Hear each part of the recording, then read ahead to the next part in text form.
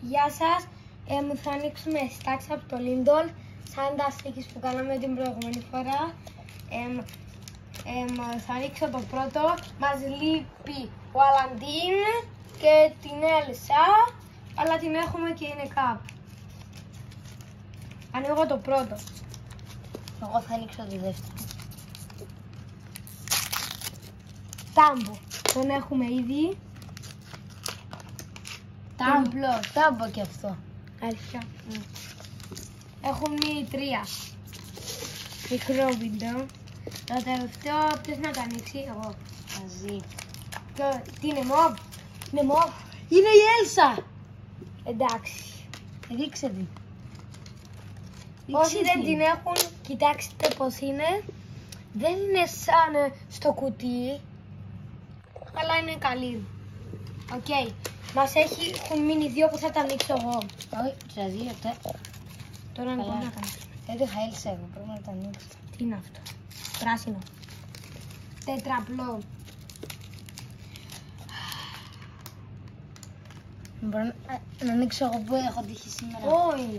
Δεν μπορώ να ανοίξω. Εντάξει, αλλά εγώ να το βγάλω. Να βγάλω αυτό που την είναι. Τι είναι? Έχουμε εδώ. Παιδιά, ο Donald Duck. Αυτά ήταν πολύ μικρό βίντεο. Ελάτε να σας δείξουμε τα stacks όλα. Θα βγάλω όσα έχω τριπλά και διπλά για να τα δείτε καλά.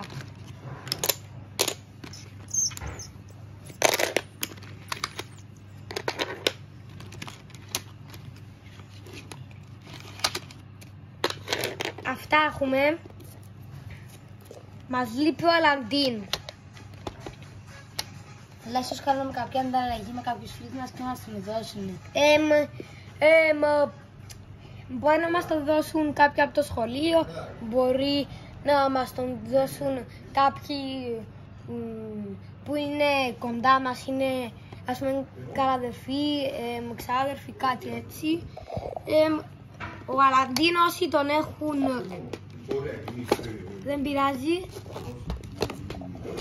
Αυτός είναι, δεν τον έχουμε, γι' αυτό σας το δείχνουμε στο κουτί. Αντίο, ελπίζω να ήταν ωραίο το βίντεο με τα stacks. Αυτά είναι όλα τα διπλά. Ελπίζω να σας άρεσε αρκετά το βίντεο. Έρχονται κι άλλα συχνά. Ελπίζω να σας άρεσαν. Αντίο!